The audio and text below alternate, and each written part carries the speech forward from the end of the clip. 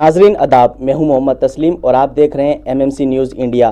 ناظرین، آج ہمارے ساتھ خاص بات چیت کرنے کے لیے موجود ہیں جمعیت علماء ہند کے صدر مولانا سید ارشد مدنی صاحب۔ آج ہم ان سے بابری مسجد پہ جو فیصلہ ہے اس پر خاص بات چیت کریں گے۔ مولانا صاحب، MMC نیوز میں آپ کا خیر مقدم ہے۔ بہت شکریہ، بہت شکریہ۔ مولانا صاحب، جو مسجد پر فیصلہ ہے اس کو آپ کس نظریے سے دیکھتے ہیں؟ ہم اس کی کوئی تعویل نہیں کر پا رہے ہیں، ہماری سمجھ سے بالا تر چیز ہے، اس لیے کہ اس کے اندر جو بنیاد قائم کی گئی ہے وہ بنیاد تو مسلمانوں کے حق میں ہے، اور جو آخری فیصلہ آ رہا ہے وہ مسلمانوں کے خلاف ہے۔ بنیادی طریقے کے اوپر یہ قضیہ جہاں سے شروع ہوتا ہے وہ یہ ہے کہ آیا مسجد کسی مندر کو توڑ کر بنائی گئی ہے یا مسجد اپنی جگہ کے اوپر بنی ہے، یہاں کوئی مندر نہیں تھا۔ اسی کے اوپر دونوں فریق کا جھگڑا تھا۔ جو فریق مخالف ہے وہ یہی کہتا ہے کہ یہاں یہ جگہ ہماری ہے، یہاں مندر تھا، مندر کو توڑ کر بابر نے اپنی طاقت کے بلبوتے کے اوپر مسجد بنائی ہے۔ یہی بنیاد تھی جس پر سن 49 میں وہاں رام للہ کو رکھا گیا، یہی بنیاد تھی جس پر 92 کے اندر مسجد کو شہید کر دیا گیا۔ سپریم کورٹ ان بنیادوں کو تسلیم نہیں کرتا۔ اس نے سب سے پہلا مسئلہ تو یہ کہا کہ مسجد اپنی جگہ پر بنی ہے، یہ کوئی ثبوت نہیں پیش کیا جا سکا کہ یہاں مندر تھا جس کو توڑ کر مسجد بنائی گئی۔ یہ بنیادی فیصلہ یہ بتاتا ہے کہ جب یہ مسجد تھی تو یہاں رام للہ کو نہیں رکھا جا سکتا، اس لیے انہوں نے کہا کہ یہ رکھنے والے بھی مجرم تھے۔ جب یہ مسجد تھی اور مندر توڑ کر نہیں بنائی گئی ہے تو اس کا مطلب یہ ہے کہ اس مسجد کو شہید کرنا، منہدم کر دینا، گرا دینا غلط ہے، اس لیے کہ یہ مسجد تھی، یہاں کوئی مندر نہیں تھا۔ لیکن ان تینوں مضبوط اور مستحکم بنیادوں کو فیصلے میں لکھنے کے بعد بھی فیصلہ انہی لوگوں کے حق میں کیا جا رہا ہے جن کی بات غلط تھی، جو مجرم تھے پہلی مرتبہ رام للہ رکھنے کے اوپر، دوبارہ مجرم بنے مسجد کو شہید کرنے کے اوپر، فیصلہ انہی کو دیا جا رہا ہے۔ تو اب ہم تو سپریم کورٹ کے فیصلے کا احترام کرتے ہیں، لیکن وہ ہمارے ملک کی آخری باڈی ہے اور ہم اس کو بارہا کہہ چکے ہیں، ہم آج بھی اس کے اوپر قائم ہیں، لیکن ہم یہ کہتے ہیں کہ فیصلہ ہماری سمجھ سے بالاتر ہے، ہم نہیں سمجھ پا رہے ہیں کہ یہ فیصلہ، اور یہ فیصلہ میں یہ کہتا ہوں کہ ساری دنیا کی نظر اس کے اوپر پڑی ہوئی تھی۔ ہندوستان کا سپریم کورٹ اور ہندوستان کی جمہوریت ایک ایسی چیز ہے کہ جو ساری دنیا کے اندر متعارف ہے اور لوگ اس کو سمجھتے ہیں۔ یہ فیصلہ مستقبل کے اندر ہندوستان کے سلسلے میں ایک تاریخی حقیقت بننا چاہتا ہے، لیکن جہاں یہ بات آئے گی کہ فیصلہ مسجد کو توڑ کر کے مندر بنانے کے لیے، کہ وہاں یہ بھی چیز آئے گی کہ ابتدا سے آخر تک جو ثبوت اور شواہد ہو سکتے تھے وہ سب مسلمانوں کے حق میں تھے، لیکن اس کے بعد بھی فیصلہ ہندوؤں کے حق میں دے دیا گیا۔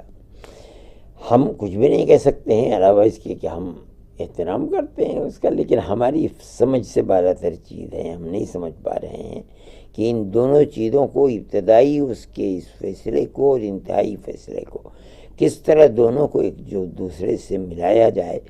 یہ ملک کے وقار کا بھی مسئلہ ہے کہ مستقبل کے اندر ایک تاریخ جو بنے گی وہ کیسے تاریخ بنے گی اور دنیا کیا کہے گی۔ سپریم کورٹ نے جو 5 ایکڑ زمین دینے کا بات جو کہی ہے، وہ آپ اس کو کس نظریے سے دیکھتے ہیں؟ وہ ہمارے نزدیک کوئی اہمیت اور کوئی حیثیت اس کی نہیں 5 ایکڑ زمین کا۔ ہمارا مسئلہ تو 3 گنبد اور اس کے سامنے کے صحن والی مسجد کے اوپر تھا۔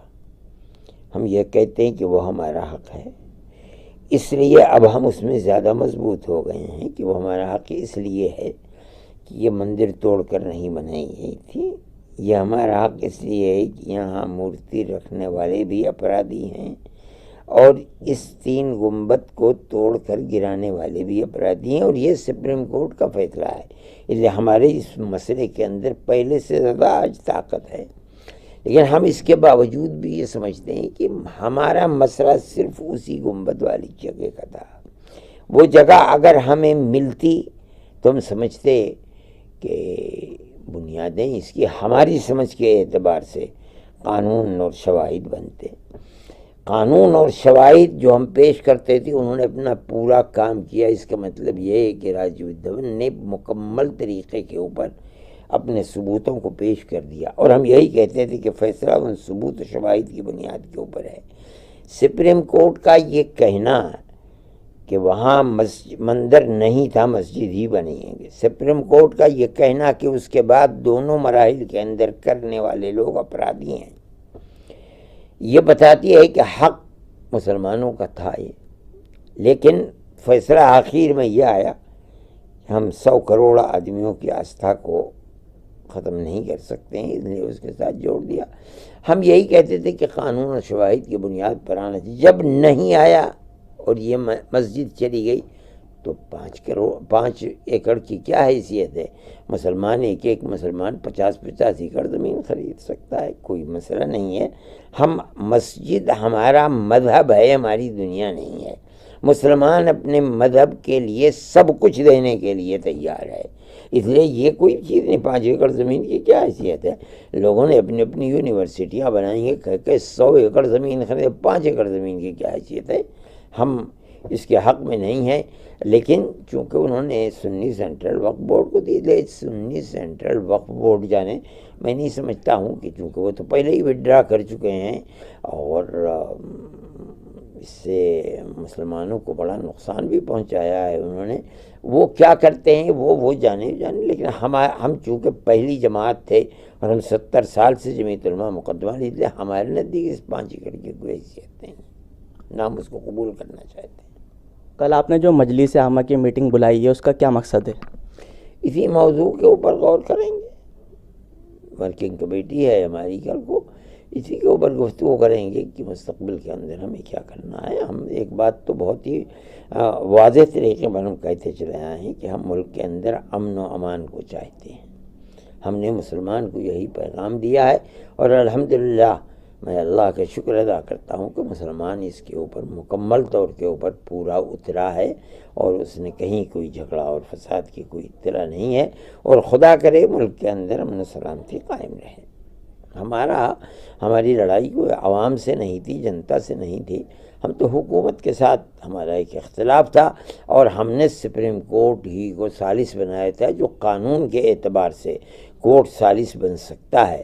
ہم وہاں تک گئے جہاں تک ہم دروازوں کو قانونی اعتبار سے کھٹکھٹا سکتے تھے، لیکن ہمارے حق میں فیصلہ نہیں ہوا۔ ہم اس کا احترام کرتے ہیں، لیکن فیصلے کی نوعیت ایسی ہے کہ ہماری سمجھ سے بالا تر ہے کہ کیا ہوا۔ مولانا صاحب بہت بہت شکریہ ہم سے بات کرنے کے لیے۔ بہت شکریہ آپ کا بھی، آپ تشریف لائے۔ ناظرین، آج ہمارے ساتھ خاص بات چیت کرنے کے لیے موجود تھے جمعیت علماء ہند کے صدر مولانا سید ارشد مدنی صاحب، جو بابری مسجد کے فیصلہ آنے کے بعد پہلا انٹرویو دے رہے تھے۔ ناظرین، ہم پھر حاضر ہوں گے کچھ بڑی شخصیت کے ساتھ، تب تک کے لیے دیکھتے رہیے